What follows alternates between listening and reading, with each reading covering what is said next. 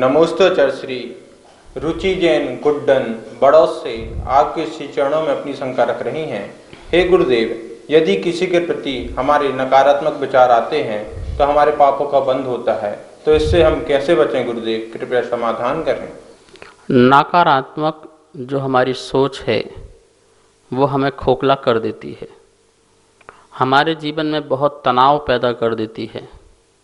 हम किसी भी व्यक्ति और किसी की वस्तु को देखते हैं तो उसमें हमारी जो पहले नकारात्मक जो सोच आ जाती है, इससे हमारा जीवन खराब हो जाता है। हमें सकारात्मक सोचने की अंदर जो है संस्कार डालना चाहिए। हर चीज़ में अच्छाई देखने की हमें दृष्टि डालना चाहिए। जब तक हम अपने मन को ये संकल्पित नहीं करेंगे कि हम किसी में बुराई नहीं देखेंगे, देखना होगा तो हम अच्छाई देखेंगे। और जब हमारे अंदर एक भाव आ जाएगा कि हम गुणों को ही ग्रहण करेंगे, अब गुणों में ध्यान नहीं देंगे, तो फिर हमारे अंदर नकारात्मक की सोच भी खत्म हो जाएगी। कोई भी व्यक्ति यहाँ बैठा हुआ है तो ये ऐसा है, ये वैसा नहीं। यहाँ बैठा है तो ये सोचो कि देखो अभी धर्म ध्यान के लिए बैठा हुआ है, कम से कम समय तो निकाला है इसने।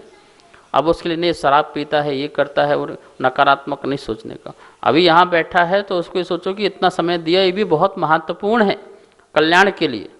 तो इस प्रकार से आपको जो भी सोचना है वो सकारात्मक सोचना है, और आपके मन में दृढ़ संकल्प हो जाए कि मैं जो भी जिसके बारे में सोचूंगा वो पॉजिटिव सोचूंगा, बी पॉजिटिव रहूँगा और अच्छाई ग्रहण करूंगा, बुराई नहीं। तब अब आपके अंदर अच्छाई ग्रहण करने की बात कल आ जाएगी तो नकारात्मक स्थिति सब दूर हो जाएंगी।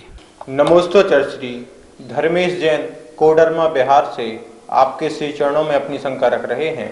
हे गुरुदेव, अभिषेक करने से पहले 9 अंगों में तिलक क्यों लगाया जाता है? कृपया समाधान करें गुरुदेव।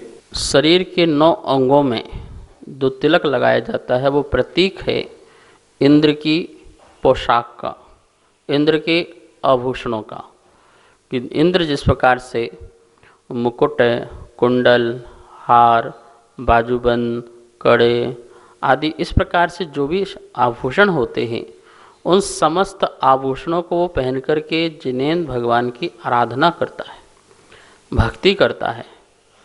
तो हम भी उन 9 स्थानों में तिलक लगा करके उन आभूषणों का प्रतीक स्वरूप समझकर भगवान की हम पूजा करते हैं। वैसे यदि आप समस्त वो 9 आभूषण पहनो तो फिर आपको तिलक लगाने की ज़रूरत नहीं है। आप तिलक क्यों लगा रहे हैं? क्योंकि आप आभूषण नहीं पहन रहे हैं, तो आप आभूषण पहनिए। आप मुकुट भी लगाइए, तिलक भी लगाइए, बाजूबंद भी पहनिए, कटी प्रति पहनिए, इस प्रकार से चांदी या सोने का या सूत का जनेऊ भी डालिए। तो ये सब जो हैं, यदि आप इन सब को आभूषणों को पहनते हैं तो आपको तिलक लगाने की कोई भी ज़रूरत नहीं है 9 स्थानों में। लेकिन हम पहनते ही नहीं हैं, तो हमें अभिषेक के पहले पूरा इंद्र बनना है। तो इंद्र बनना है तो इंद्र बनने के लिए उस प्रतीक स्वरूप में फिर हम क्या करते हैं, तिलक आदि सब पूरे लगा करके इंद्र की अपने आप में कल्पना करते हैं। इसलिए हम 9 स्थानों पर अभिषेक आदि के पहले तिलक लगाते हैं। नमोस्तोचर श्री अतुल जैन सिंगरौली से आपके श्री चरणों में अपनी शंका रख रहे हैं। इनका कहना है कि हे गुरुदेव, आपके द्वारा हमें नित्य ही हमारी शंकाओं का समाधान आगम के अनुसार मिलता है। हम अपने आप को बहुत ही धन्य मानते हैं, वाकई में बहुत ही सटीक समाधान मिलता है। तो मेरे मन में एक शंका उत्पन्न हुई, मंदिर में प्रतिमा की दृष्टि दोष क्या कहलाती है और इसका जनमानस में क्या प्रभाव पड़ता है? कृपया समाधान करें गुरुदेव। मंदिर जी में जो हम भगवान की प्रतिमाएं विराजमान करते हैं, तीर्थंकरों का जिनबिंब स्थापित करते हैं, वह साक्षात तीर्थंकरों की हम स्थापना स्वरूप करते हैं।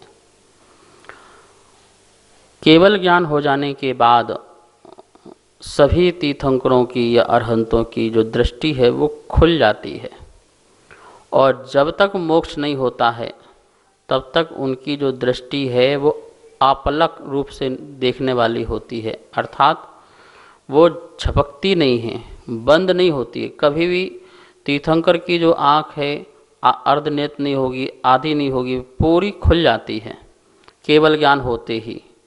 फिर वो बार बार बंद खुलना, बंद होना, फिर खुलना, ऐसा नहीं होता है। वो एक बार खुल गई केवल ज्ञान के बाद तो खुली ही रहेगी। तो उन्हीं का ही हम प्रतिबिंब बना करके मंदिर में विराजमान कर रहे हैं। तो प्रतिमा भी हम कैसे बनाएं? दृष्टि खुली प्रतिमा होना चाहिए। अर्ध नेत्र वाली जो प्रतिमाएं हैं वो तो उनकी मुनि अवस्था की है, मुनि अवस्था में ध्यान अवस्था की है। जब तीर्थंकर मुनि काल में रहते हैं तो अपनी दृष्टि को नासा में रख के नासाग्र होकर के ध्यान करते हैं, और जैसे ही उनको केवल ज्ञान प्राप्त होता है तो उनकी दृष्टि फिर खुल जाती है और सदा सदा के लिए खुली रहती है जब तक उनको मोक्ष की प्राप्ति ना हो। तो हमें प्रतिमा का स्वरूप भी ऐसे बनाना चाहिए। आप प्राचीन प्रतिमाओं को देखेंगे, जितनी भी प्राचीन प्रतिमाएं हैं, 1000 वर्ष 2000 वर्ष प्राचीन प्रतिमाएं हैं, उनकी आपको दृष्टि खुली मिलेगी। और जब हम वेदी में उनको विराजमान करते हैं तो उनकी दृष्टि जो है वेदी से जो बाहर गेट बने हैं, मेहराब बने हैं, उसके आगे दरवाज़ा है, दूर दूर तक जितनी दूर उनकी दृष्टि जाएगी उस दृष्टि के प्रभाव से, उस जिनबिंब के प्रभाव से फिर जनमानस को बहुत ही वस्तुओं की प्राप्ति, सुख शांति, समृद्धि, आनंद और ज्ञान लाभ सब कुछ उनको प्राप्ति होती है। लेकिन हम दृष्टि दोष में क्या करते हैं? नासाग्र प्रतिमा तो बना देते हैं और दरवाज़ा भी बना दिया कि बाहर निकले। जब दृष्टि खुली ही नहीं है तो फिर दृष्टि दोष का निवारण कैसे हुआ? सामने गेट आ गया, सामने दीवार आ गई और हमारी भगवान की दृष्टि खुली भी नहीं है, तो फिर दृष्टि दोष कैसे निवारण होगा? प्रतिमा बिल्कुल ऐसी होना चाहिए, आँख खुली, और वही प्रतिमा की दृष्टि दोष के लिए गेट आप ऐसा बनाएं जो उसके 10 भाग में से 7वां नंबर का जो भाग है उसमें से दृष्टि बाहर जाए तो समाज को सुख शांति और समृद्धि की प्राप्ति हुआ करती है। सभी को सादर जय हिंद। अगर आपके मन में किसी भी प्रकार की शंका है तो आप नीचे दिए गए नंबर पर भेज सकते हैं और आपकी शंका का समाधान पूज्य गुरुदेव के मुखारबिन से आपको प्राप्त हो सकता है। जय जिनेंद्र।